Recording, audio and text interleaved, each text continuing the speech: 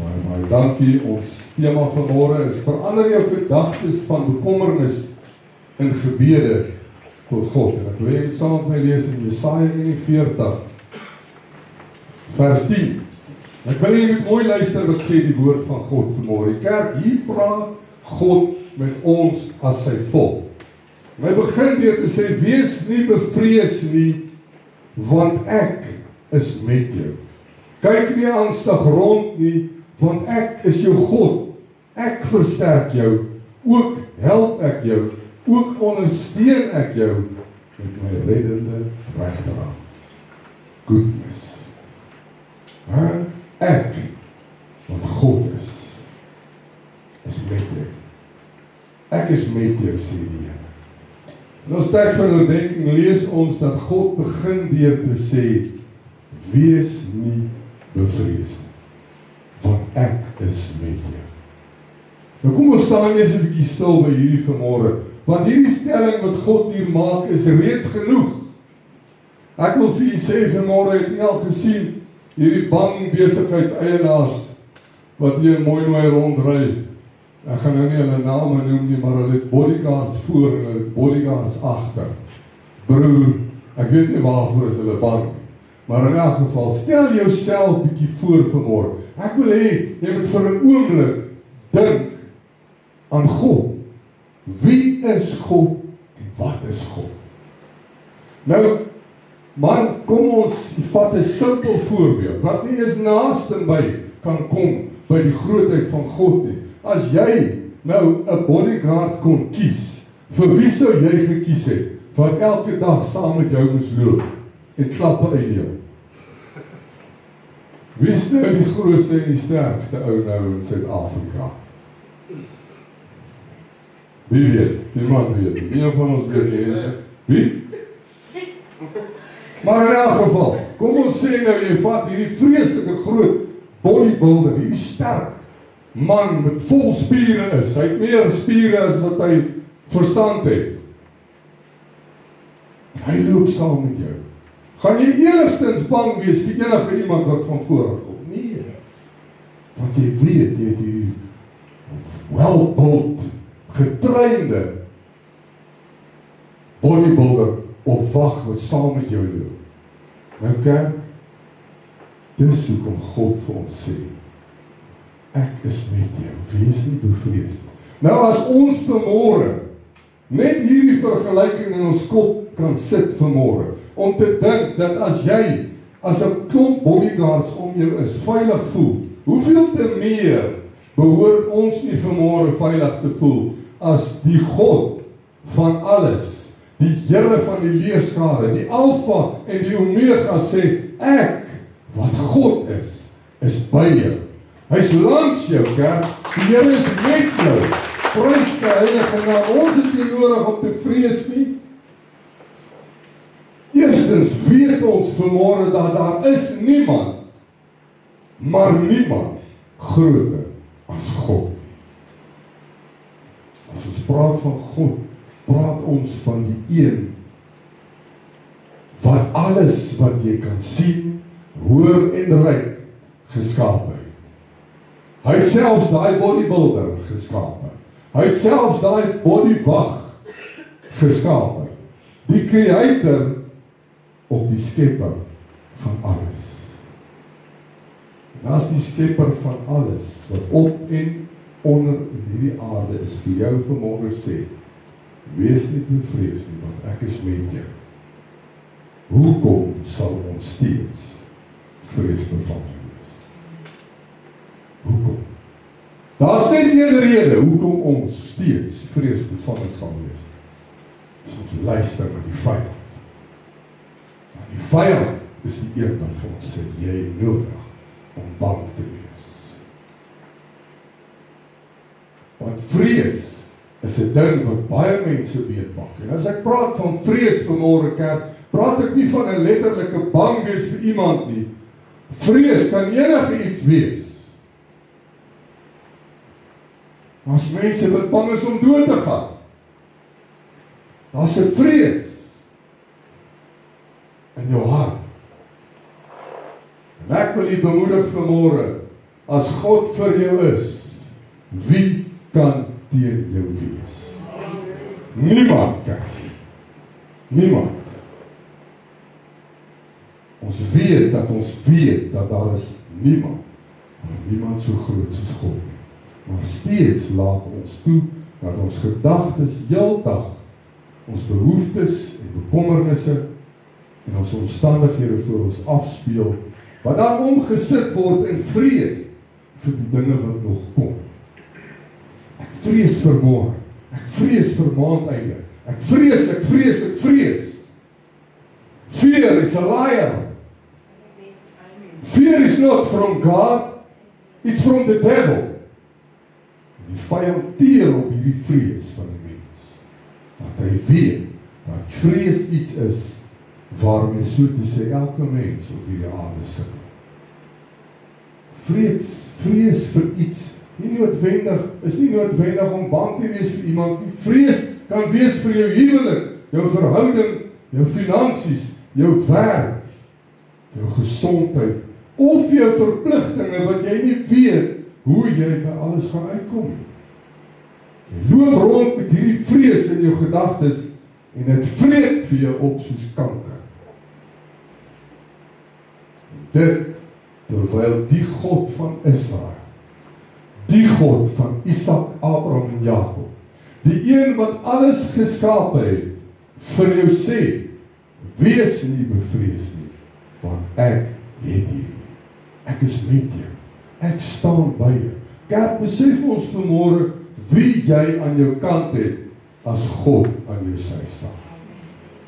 Ja, dit kos 'n prys, want om vir God aan jou kant te hê en aan jou sy te hê, beteken ek moet 'n keuse maak.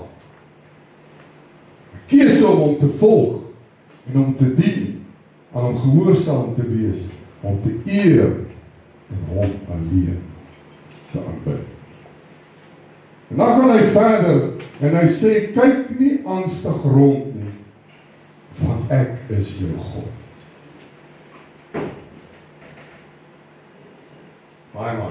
Want ek is jou God. Kan ons sien vanmôre hoe duidelik die Here hier met sy kinders praat. Kan jy sien hoe God ons elke een bemoedig met hierdie skrif vanmôre. Hy sê vanmôre vir ons om nie angstig te word oor enige iets nie, want hy is jou God. Hy is jou God oor elke vrees, kerk. Hy is jou God oor elke bekommernis. Hy is jou God oor elke situasie waarin jy jouself vanmôre bevind. Al wat u en ek moet doen is glo dat die woord van God ja en amen. Dis al wat ons doen. Dis wat God van ons verwag. Want die woord van God sal nooit verander of vergaan nie. As ons kan glo dat sy woord ja en amen is, beteken dit ons het reeds ons oorwinning in Christus Jesus inval. Daarom is dit so belangrik dat ons die woord van God moet ken en daardeur dit moet bestudeer. As jy nie weet wat in die woord van God staan nie, hoe gaan jy jou geloof kan bekragtig? Hoe gaan jy die vyand kan weerstaan? Selfs die vyand ken die skrif van God. Jy ken die verhaal waar Satan Jesus versoek het en hy het skrif uit die woord uitgehaal en het vir Jesus gesê. Selfs hy ken die skrif. Ek wil vir julle sê vanmôre alles om ons verander. Politiek, ekonomie, mense, kulture, omstandighede. Maar God se woord is die enigste vaste fondament wat nooit sal verander of vergaan. Dit sal vas staan vir altyd en dit dra ons deur elke seisoen van die lewe. En dit is die bron van waarheid, lig en lewe. Nou kom ons kyk gou 'n bietjie na 'n paar tekste wat dit bevestig vir ons. Ek het so 5 van hulle gaan uithaal. Matteus 24:35 sê, die hemel en die aarde sal verbygaan, maar my woorde sal nooit vergaan nie. Nou wil ek spring na die laaste een toe, dat u dit ook kan agterkom. Lukas 21:33, en sê presies dieselfde. Gaan kyk maar, die hemel en die aarde sal verbygaan, maar my woorde sal nooit verbygaan. Jesaja 40:8 sê, die gras verdor, die blom verwelk, maar die woord van onse God hou stand tot in ewigheid. Psalm 119 vers 89, vir ewig, o Here, staan u woord vas in die hemel.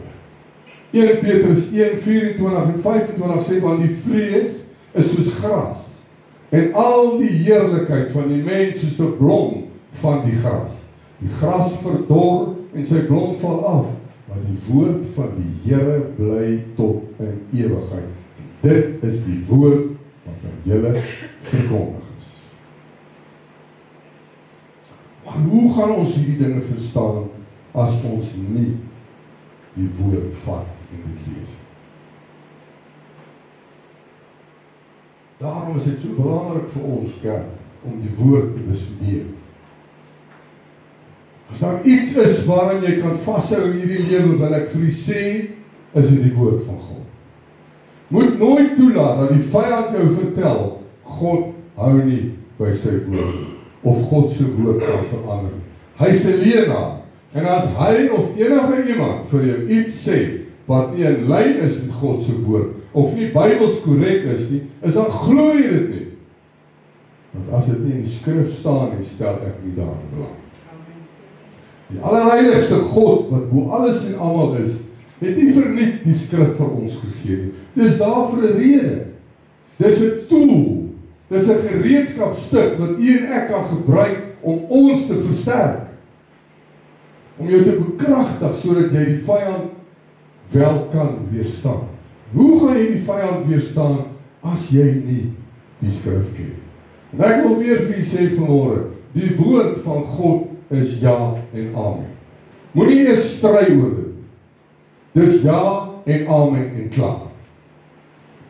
Niks anders nie. Jy glo die skrif met jou hele hart. Alles wat in hierdie boek opgeskrywe staan, kerk, sal ek glo soos 'n kind. Hoekom soos 'n kind? Want 'n kind soek nie 'n klomp verduideliking as jy vir hom of haar iets vertel nie. 'n Kind glo wat jy vir hom vertel. Dankie Here, jy's nou nie vanmôre kinders hier nie, maar onthou jy hoe jy vir jou kinders vertel van die tandemuis. Hoe jy vir hulle gelieg oor die tandemuis. Ek het eerder so stel. Né? En maandag ek kan self onthou, ek het seker gemaak, hy tandjie lê pragtig mooi in die slipper. Die heel agter dat hy hom nie kan miskyk nie.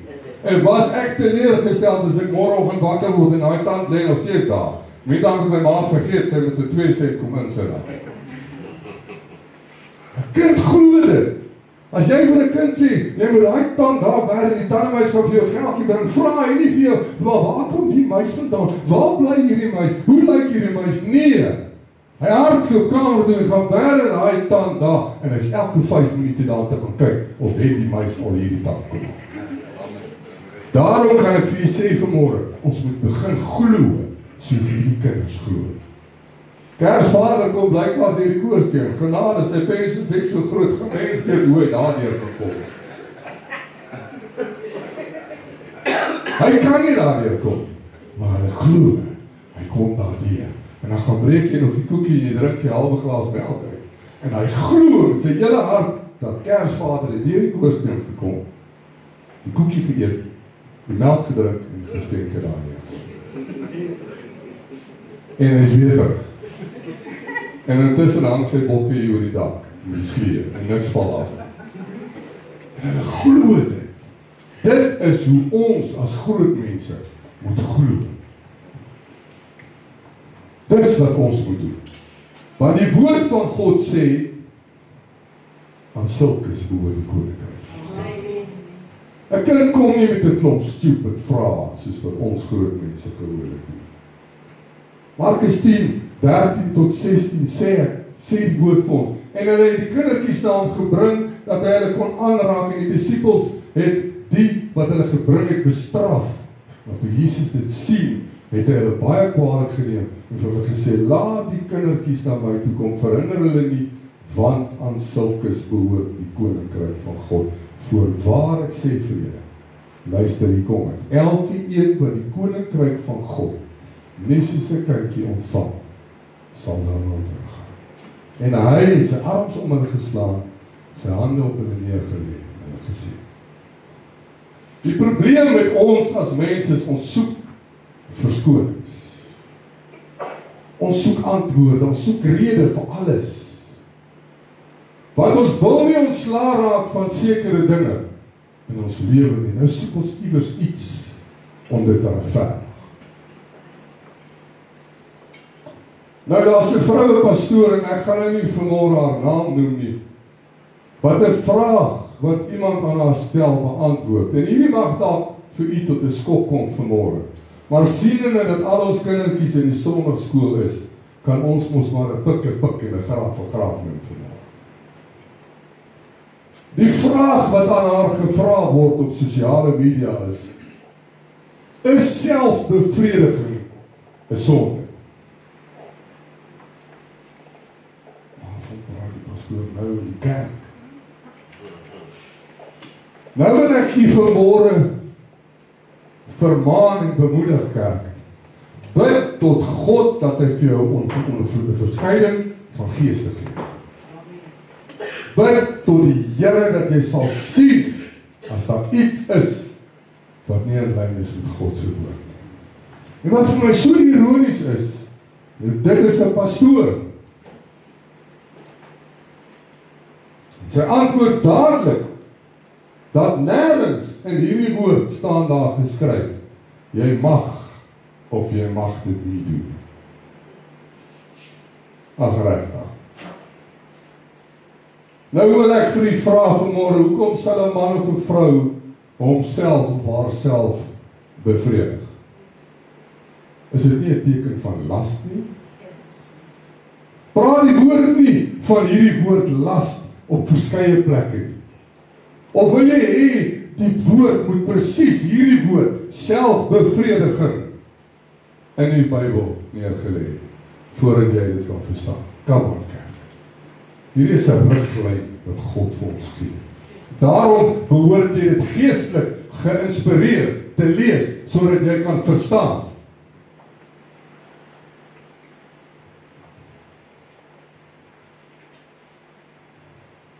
Miskien moet jy dalk begin om die woord gees geïnspireerd te lees. Dan sal jy dit beter verstaan. So omdat die Bybel nêrens praat van die term selfbevrediging nie, beteken dit ek kan dit maar doen. Want nêrens sê die Here dit is sonde.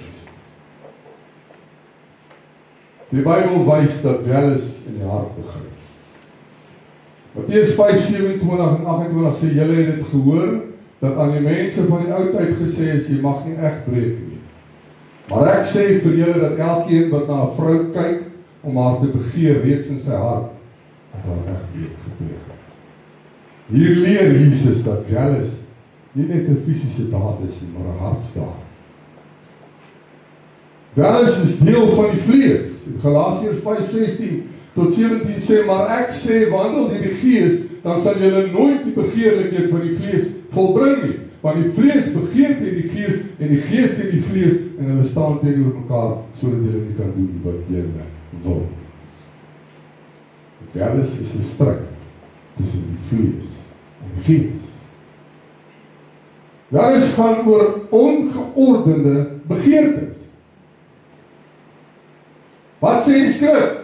1 Johannes 2:16, want alles wat in die wêreld is, die begeerlikheid van die vlees en die begeerlikheid van die oë en die grootsheid van die lewe, is nie uit die Vader nie, maar is uit die wêreld uit. Welis is deel van die wêreldse begeertes, wat ons weglei van God af.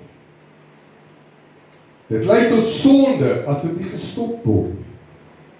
Jakobus 1:14-15, maar elkeen word versoek as hy deur sy eie begeerlikheid weggesleep en verlok word.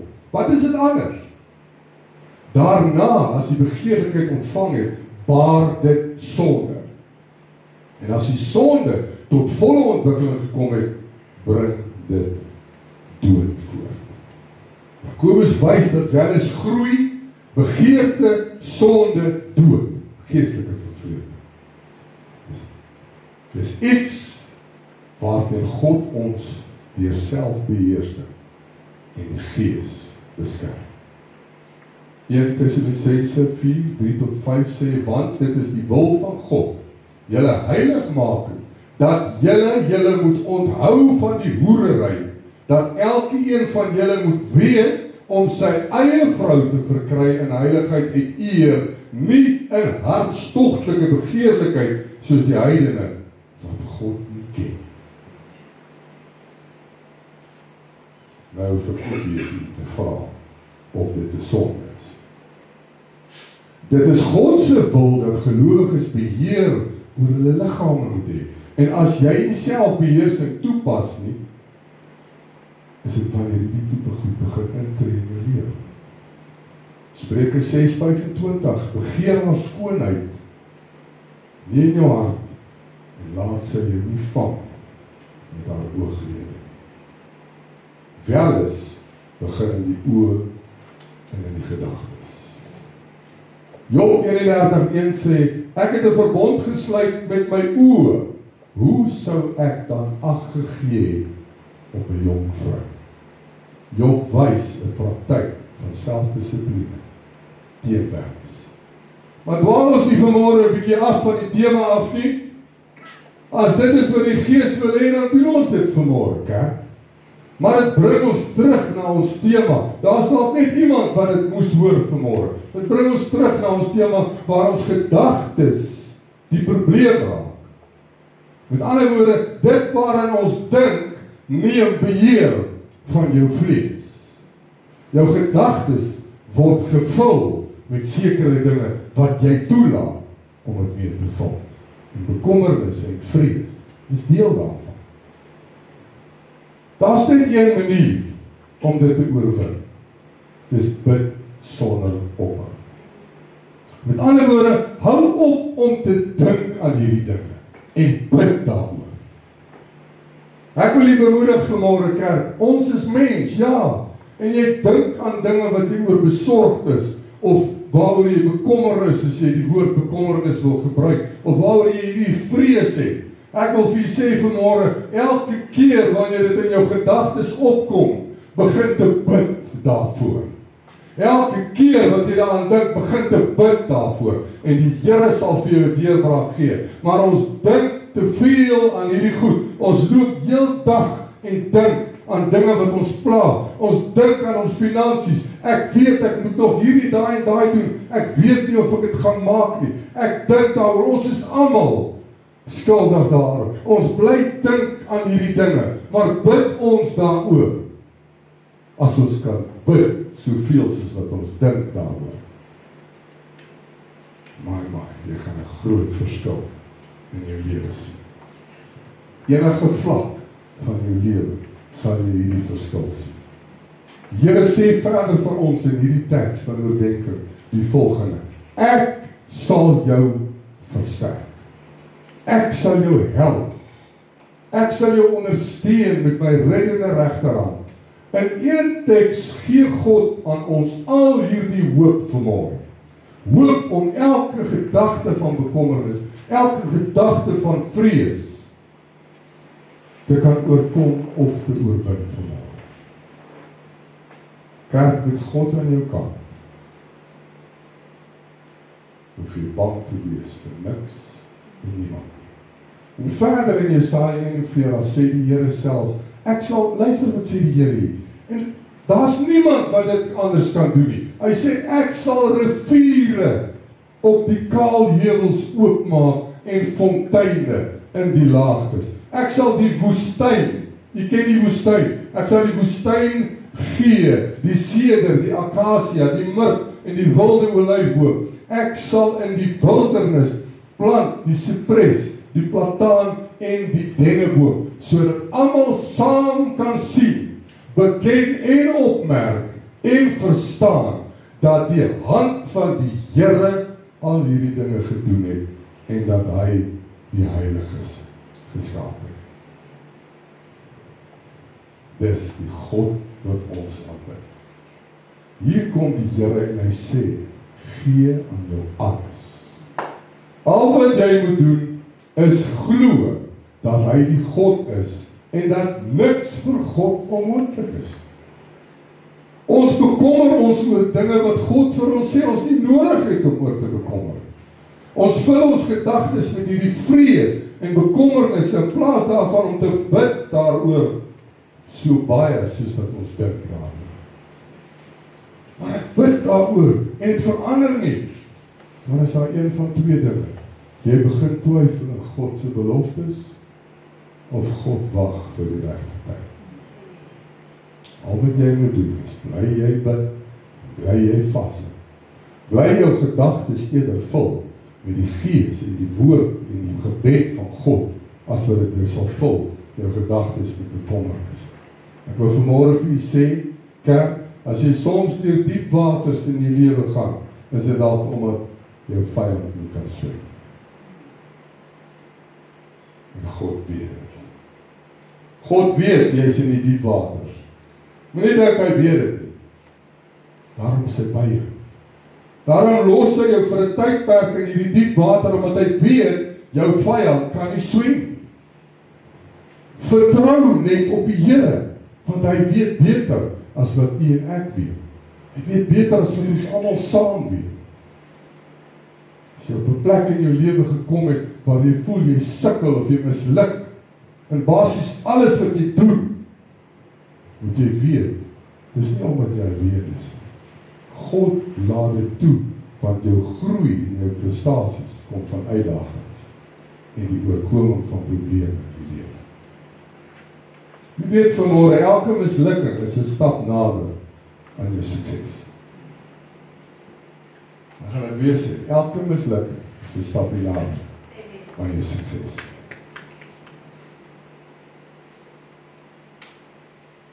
Soms voel jy dat die lewe gevul voel met armoede en hulpeloosheid.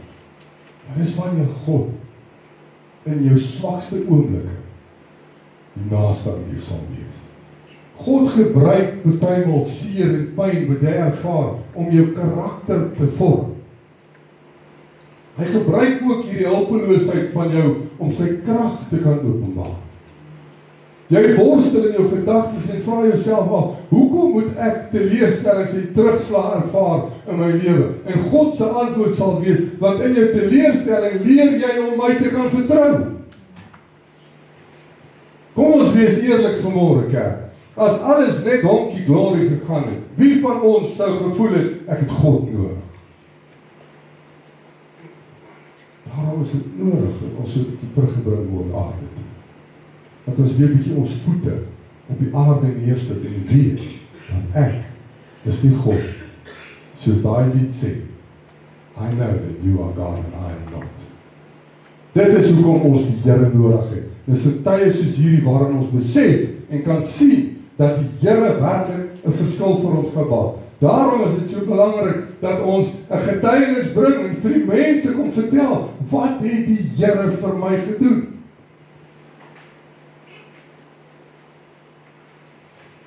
Jou teleurstellings maak dat jy God begin vertrou. En in terugslag leer jy om te volhard, om vas te byt, en vas te hou aan die Here.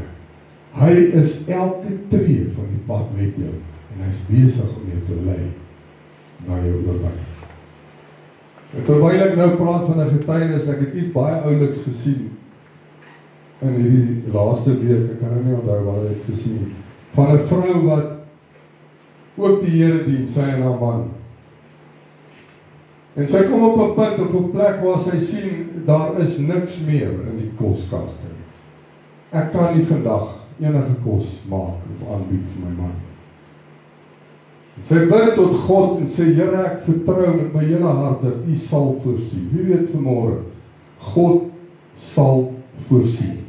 Miskien nie op jou tyd nie, kerk, maar die Here sal voorsien. En sy bid tot God en sy sê, Here, ek weet, U is my voorsiener. Ek weet dat U altyd voorsien. Vader, ek weet ook dat U weet dat ek niks in my koskaste het nie. En ek glo met my hart dat U sal voorsien. En terwyl sy daar staan en die ou skottelgoedjie skoonmaak, kyk sy by die venster uit. En in 'n ry kom daar 21 hoenders afgestap. Hoekom daar 21 is en nie net 20 nie, kan ek nie vir u sê vanmôre. Weet jy wat doen hierdie hoenders? Hulle kom al die pad afgestap en hulle loop binne in haar stoorkamer. En elke een van daai hoenderhenne gaan lê 'n eier in daai stoor. En toe hulle klaar eiers gelê, toe stap hulle weer terug. Maar, kijk, dit is 'n massiewe wonderwerk. Ons sien hierdie miskien as ietsie kleins, 21 eiers. Vir 2 mense is genoeg om jou maag vol te maak. Maar daar is ons nog steeds ondankbaar. Want ek wou stytjie eiers gehad, nie net eiers. Nou man sê van, hoekom sê ons nie vir die mense dat ons elke oggend kom daai hoenders daar afgestap vandat sy gebid het tot God. En dan kom lê elkeen eier en dan sê hulle weer terug. En dan man sê van, gaan sien die vrou daarbo en sê sy sê nee. Dis nie wat God wil hê nie.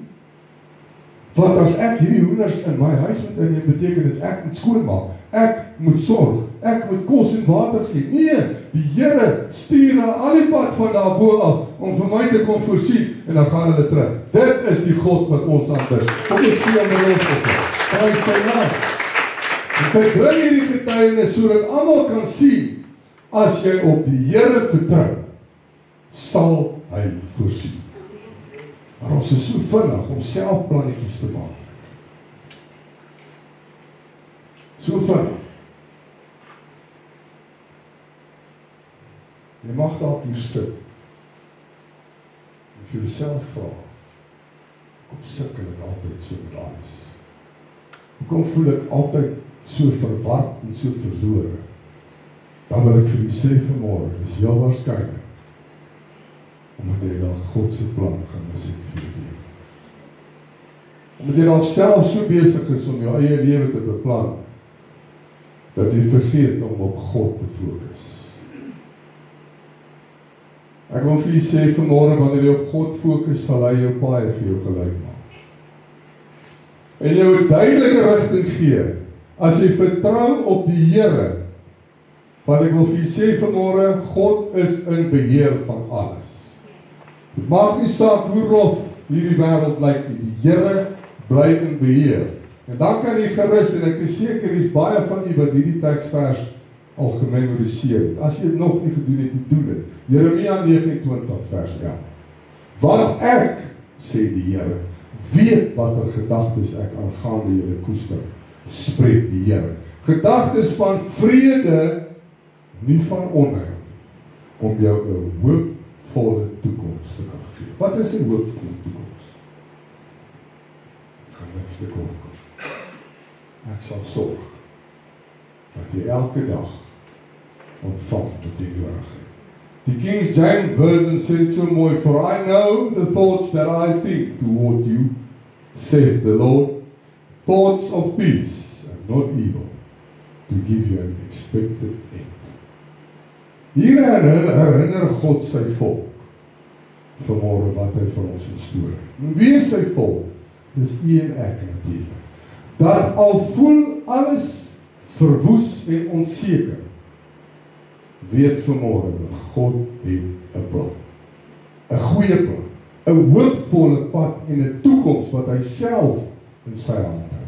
En hierdie skrif of belofte geld steeds vir elke kind van God vandag. Hoekom? Want God kan en sal nooit verander. Hy sal nooit teruggaan op sy woord nie. Kan ek dit glo sonder enige twyfel? Want dit is wat die woord vir ons sê. En as dit hier staan, is dit ja en amen. As dit so is, hoekom is ons gedagtes dan gevul met vrees en bekommernis? Terwyl Matteus 7 tot 8 vir ons sê, bid en vir julle sal gegee word. Soek en julle sal vind. Klop en vir jou sal oopgemaak word. Want elke een wat bid, ontvang. En hy wat soek, sal vind. En vir hom wat klop, sal oopgemaak word. Dis nie ek wat dit sê nie, kerk. Dis die woord van God wat dit vir ons sê. As dit nie 'n woord, 'n antwoord is, as hierdie nie 'n antwoord is vanmôre, vir elkeen van ons se vrese of bekommernis nie, dan weet ek nie wat se antwoord wil U hê vanmôre. Weet vanmôre dat God die Almagtige jou liefhet en dat hy net die beste vir jou wil hê. Net die beste. En ek het dit al van tevore gesê, kerk, as dinge sleg begin gaan, is dit nie te sê die Here het jou gelos nie. Gaan kyk maar, jy is die een wat van God af weg beweeg. Dis nie God nie. Die Here los nie jou hand nie. Dis hoekom hy sê, His hand in mine. Het jy al daaraan gedink? Daarom sê hy, His hand in mine. Hoekom? Want jy is die een wat het los. Nie hy nie, jy. Begin eers by jouself. Gaan staan en kyk vir jouself in die spieël. Ek is seker, jy sal agterkom waar jy moet begin verandering doen. Die Here los niemand, want sy woord sê hy sal jou nie los. Weet vanmôre dat God 'n onvoorwaardelike liefde vir elke een van ons het. Maar Here, my yskas is leeg. Of my yskas het die Gees gegee en ek het nie nou geld om 'n nuwe een te koop nie. Hou op dink aan die leë yskas. Hou op dink aan die stikkende yskas en begin te bid vir daai leë yskas. En begin te bid vir daai stikkende yskas. Want die Here sal voorsien. Kerk, die woord van God sê, geloof so klein soos 'n mosterdsaad, kan jy berge versit.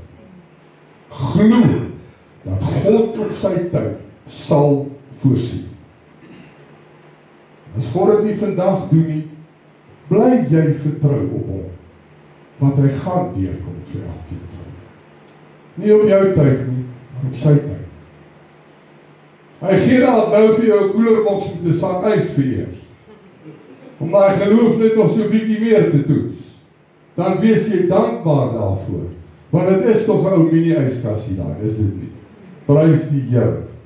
Ons moet positief bly en bly vertrou op ons God.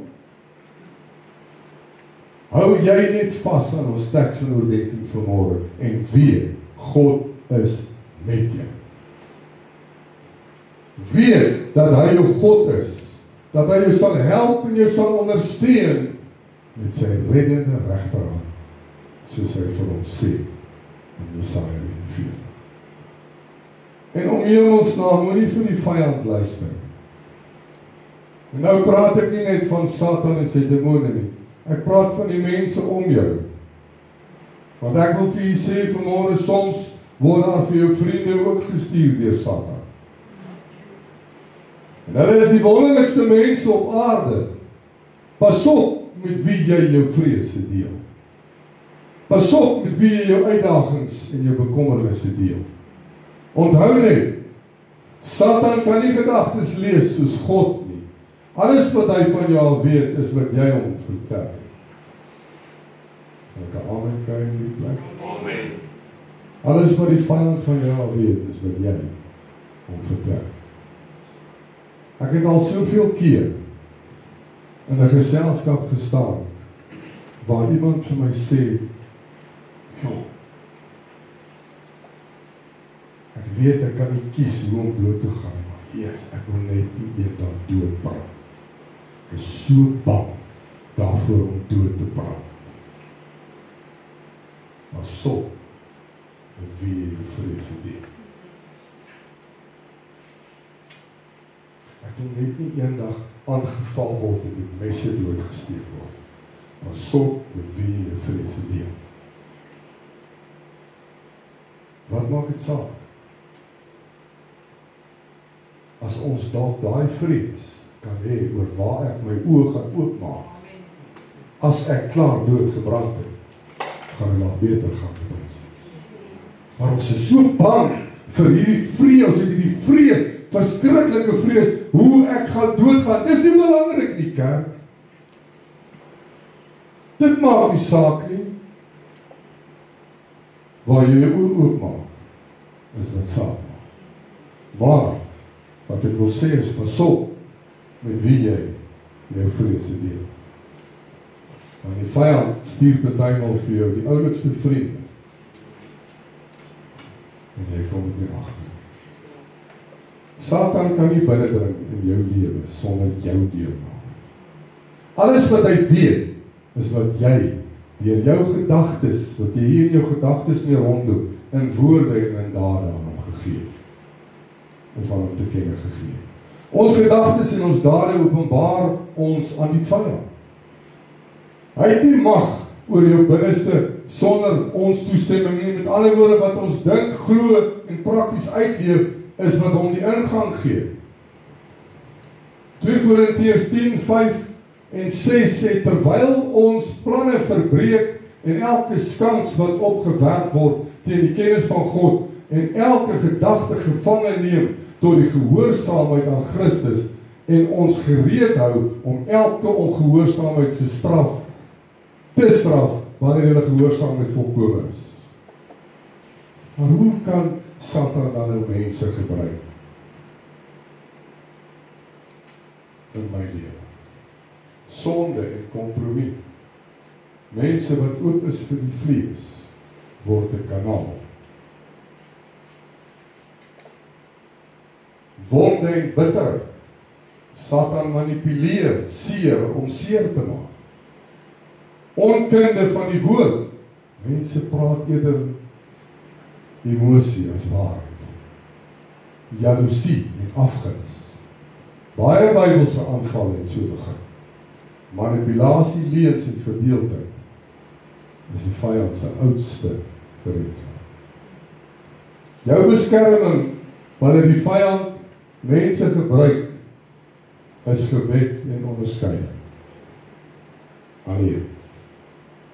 Dit help nie om net te bly dink aan die aanslag, die vrees of die bekommernisse wat in jou kop en in jou hart is.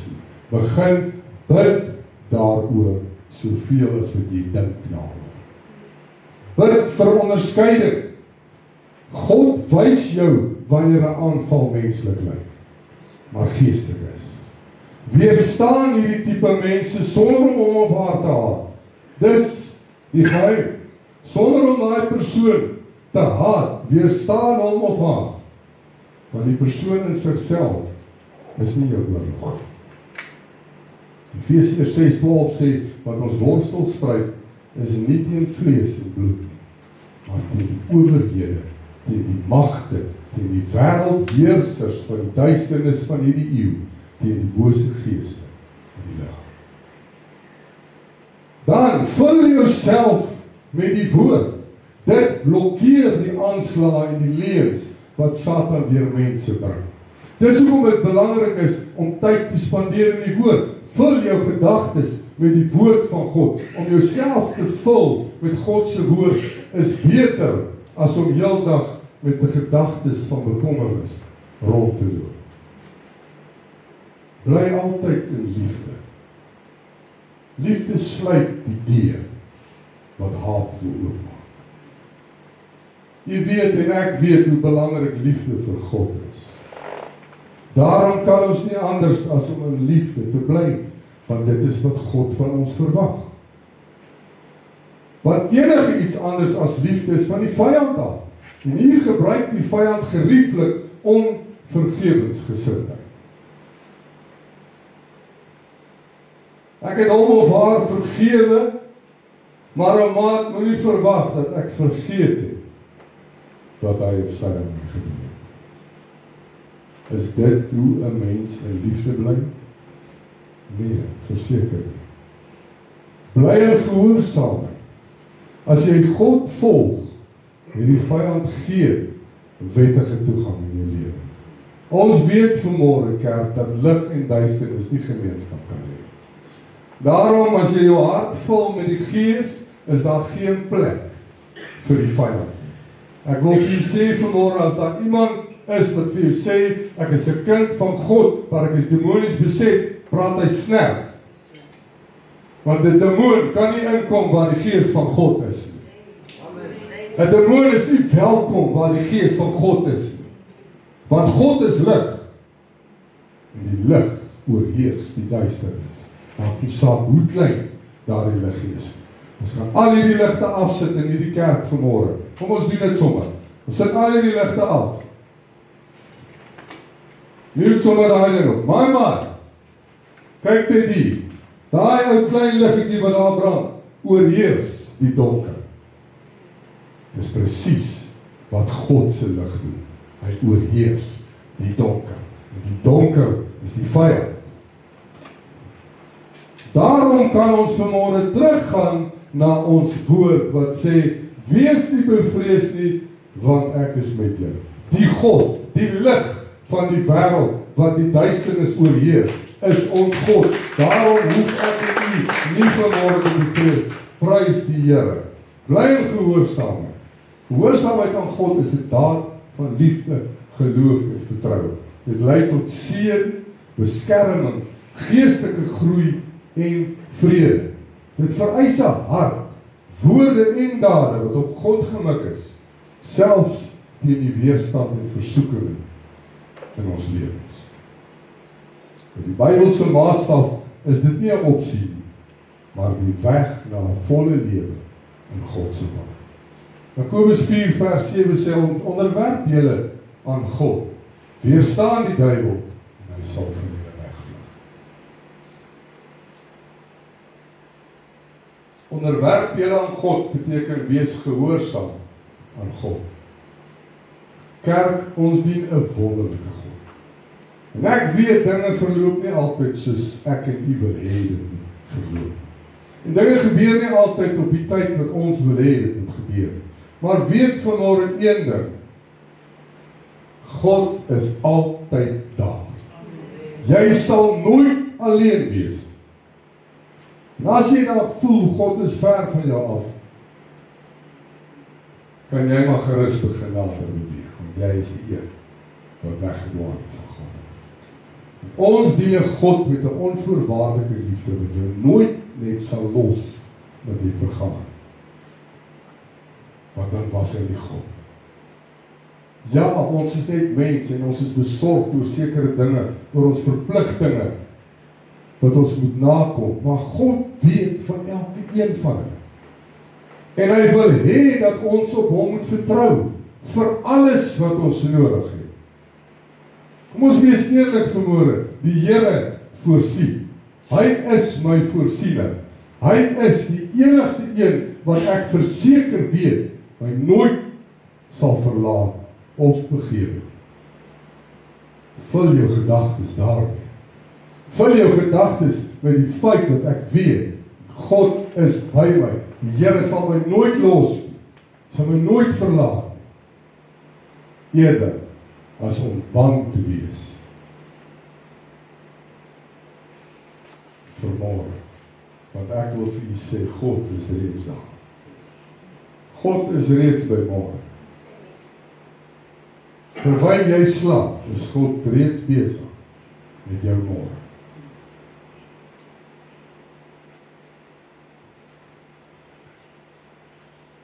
God is 'n God van waarheid, 'n God van liefde. Al voel die toekoms onseker of oorweldigend, kan jy rus hê. God is reeds daar. Hy het jou situasies vooruit voorberei. Hy is besig om te werk aan jou seëninge en hy beskerm jou. En hy baan die pad vir jou gelei. Jou taak as gelowige is net om op God te vertrou. Jou hart rustig te hou en die volgende stap met geloof te neem. Jy hoef nie te vrees nie, want die een wat jou liefhet, is altyd voor jou, langs jou, agter jou en by jou. Jesaja 43 vers 2 sê, as jy deur die water gaan, ek is by jou. En deur die riviere, hulle sal jou nie oorstroom. As jy deur vuur gaan, sal jy jou nie skroei nie, en die vlam sal jy nie brand. Dis wat God vir ons sê. Dit bring my weer terug by ons tema vanmôre. Verander jou gedagtes van bekommernis in gebede tot God. Met ander woorde, die oomblik as jy begin dink, en jy begin 'n vrees ontwikkel, of hierdie bekommernis begin in jou gedagtes opkom, en jy begin dink aan die uitdagings wat voor jou lê, begin te bid daaroor. Dit maak nie saak waar jy is nie. Al is jy by die werk besig om iets te doen, steeds kan jy in jou gedagtes bid. En as dit vrees is, bestraf dit, want dit is nie van God af. Gee dit vir die Here en los dit by die Here.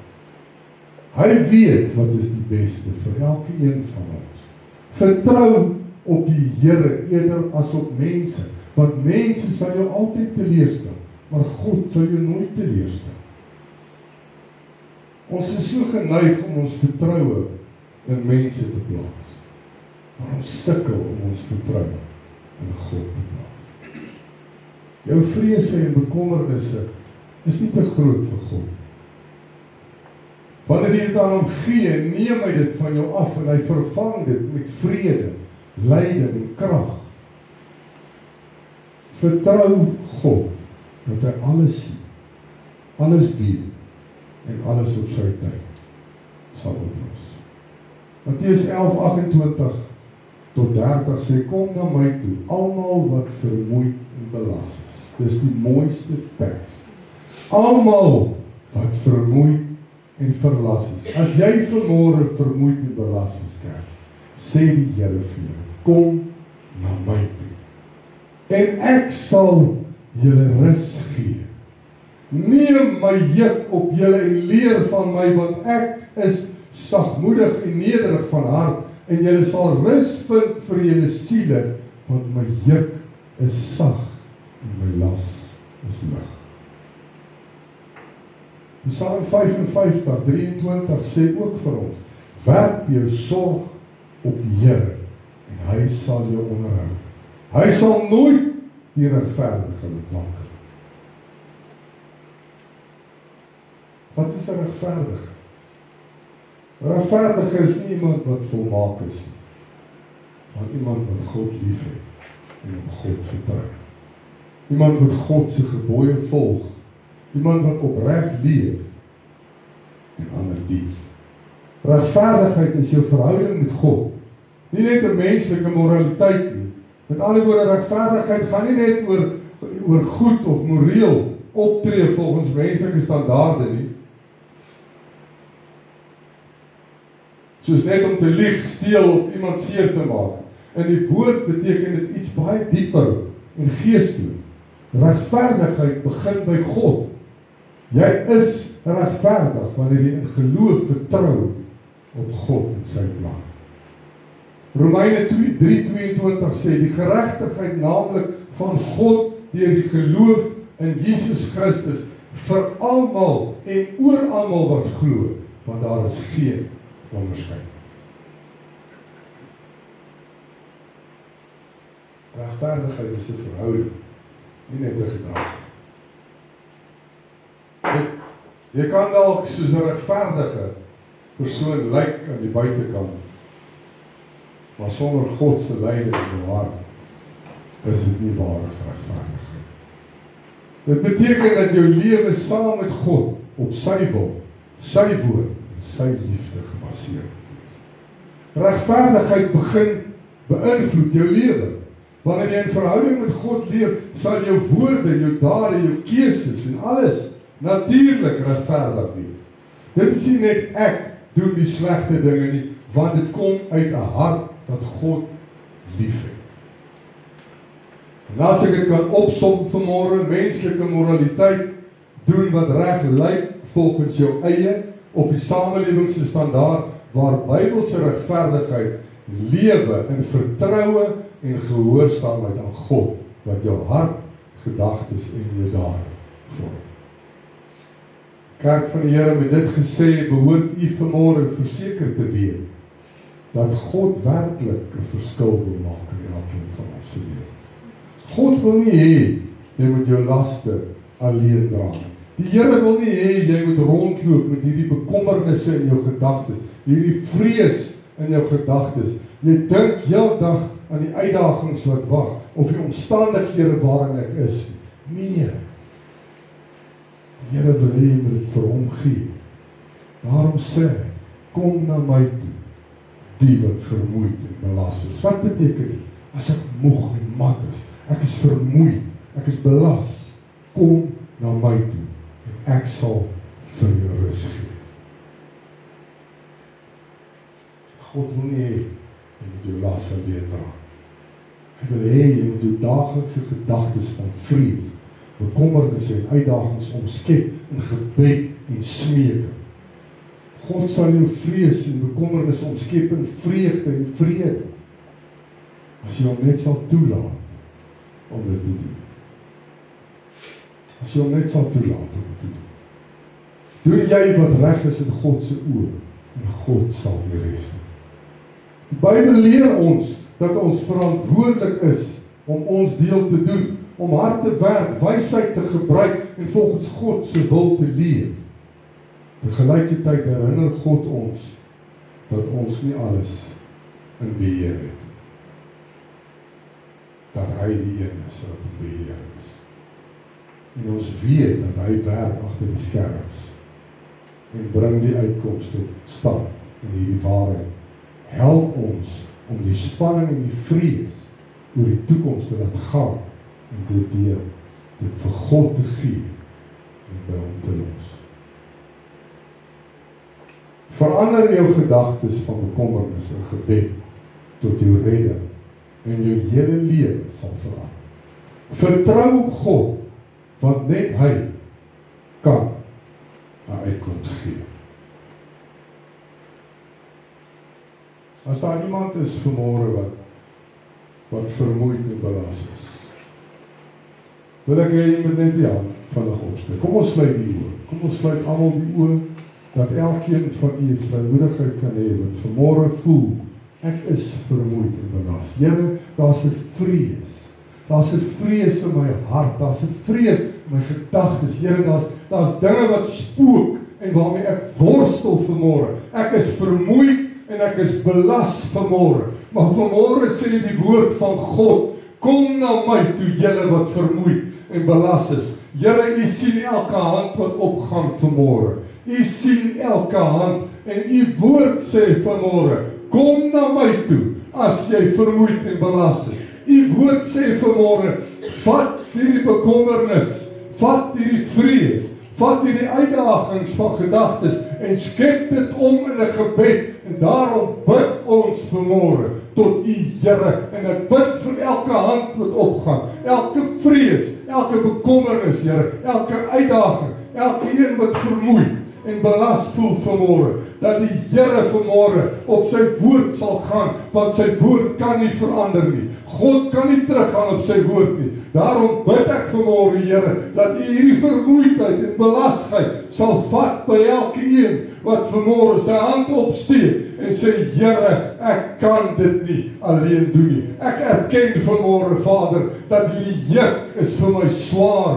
Here, ek wil dit vanmôre voor die voete van Jesus lê. En ek sê, Here, help my, want ek is swak. Ek is net 'n mens. Maar vanmôre het ek gehoor, Here, dat ek mag, ek as 'n kind van God, as 'n gelowige in Christus Jesus, wat vir Jesus aanvaar het as my verlosser en my saligmaker, kan vanmôre met vrymoedigheid instap by die troonkamer van God en sê, Here, ek is vanmôre vermoeid en ek is belas vanmôre. Daar's dinge wat ek swaar aandra. Daar's dinge wat my pla vanmôre, Here. Ek gee dit vanmôre vir u. En dit help my, Here, dat ek dit vir u sal gee en by u sal los. Dat ek nie môre of oormôre of 'n week hierna uitspring en sê, Here, gee maar weer vir my hierdie probleem, want u vat te lank om dit uit te sort vir my. Nee, ons gee dit vir God en ons vertrou op die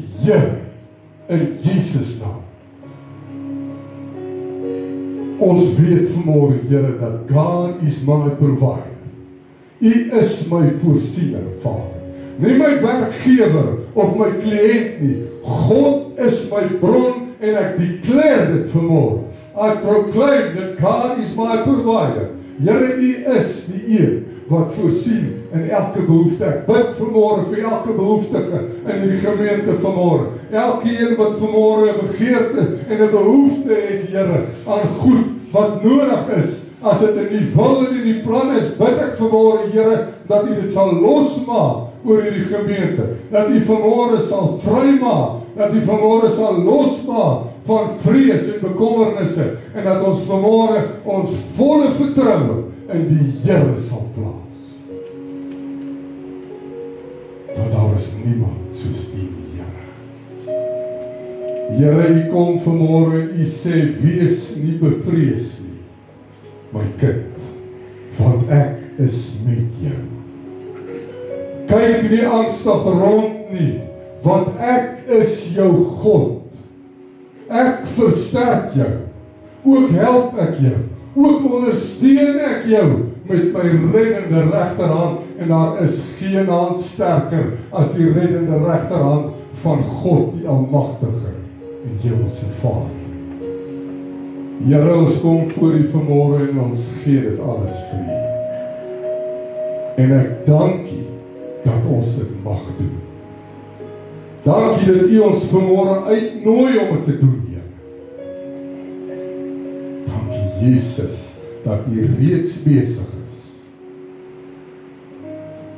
om vrees en bekommernis uit mense se harte en verstand uit te haal en dit te vervang met die vrede en die vreugde van God, wat alle verstand te boven gaan.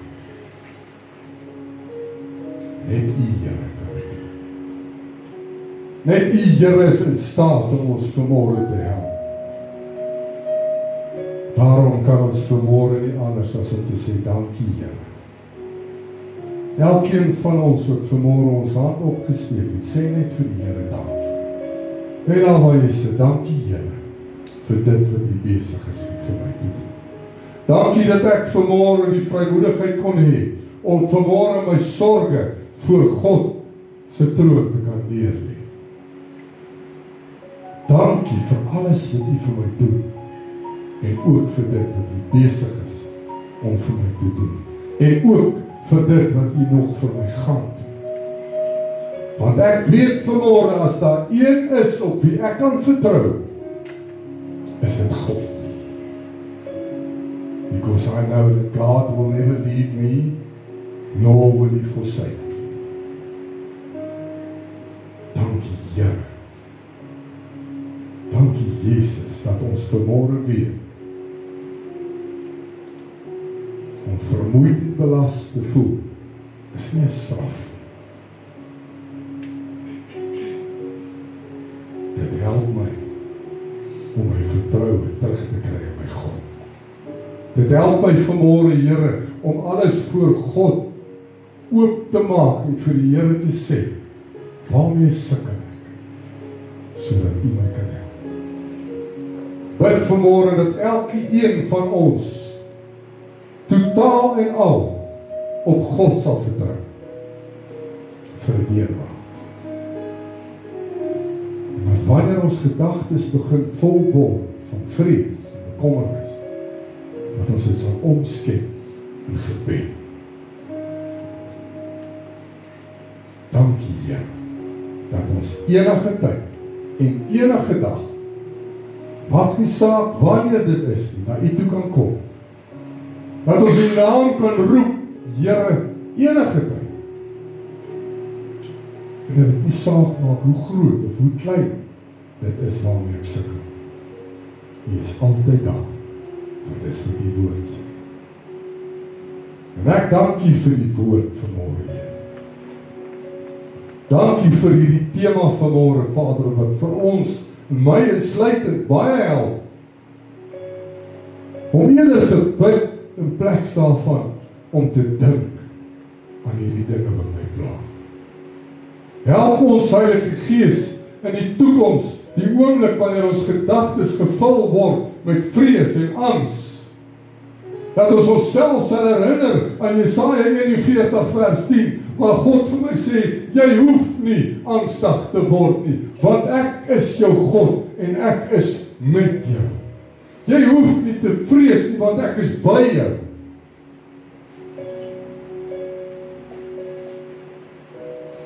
Bid, Here, dat ons dit altyd sal onthou.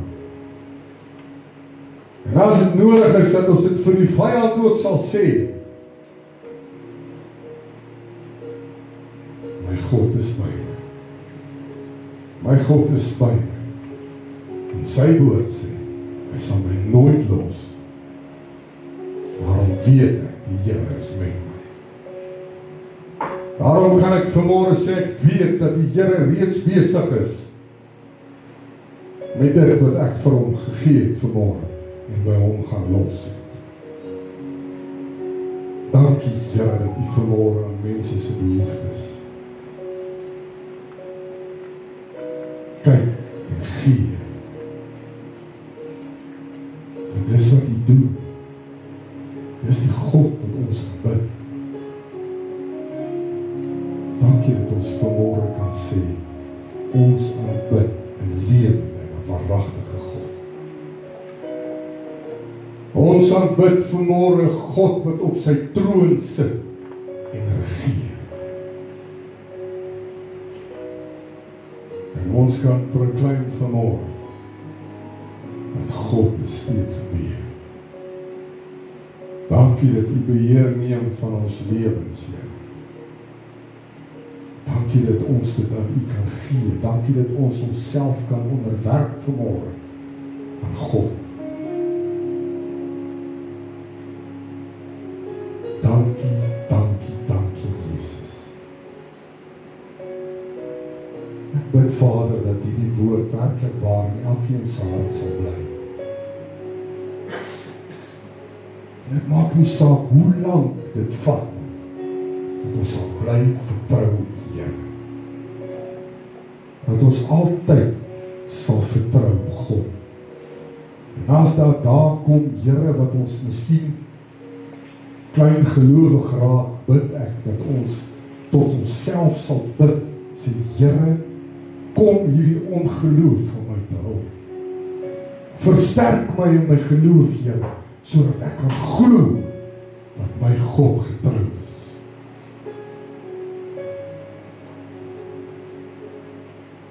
Gees van God, wees die naprediker van hierdie woord en help ons elke een om hierdie boodskap te ophou. Maar die vyand ons niks anders sal vertel. Want wat God se woord sê is ja en amen. Mag U verheerlik word deur elkeen van ons se lewe, Here. Mag U vereer word, opgelig word deur elke man en vrou wat loop op hierdie aarde. Because there is none like Thee. U alleen is waardig, Here. U alleen is God. En ons bring aan U die eer. Dankie vir die blessing vanmôre. Dankie vir die Gees vanmôre. Ek sien elke broer en elke suster vanmôre in die wonderlike naam van Jesus Christus.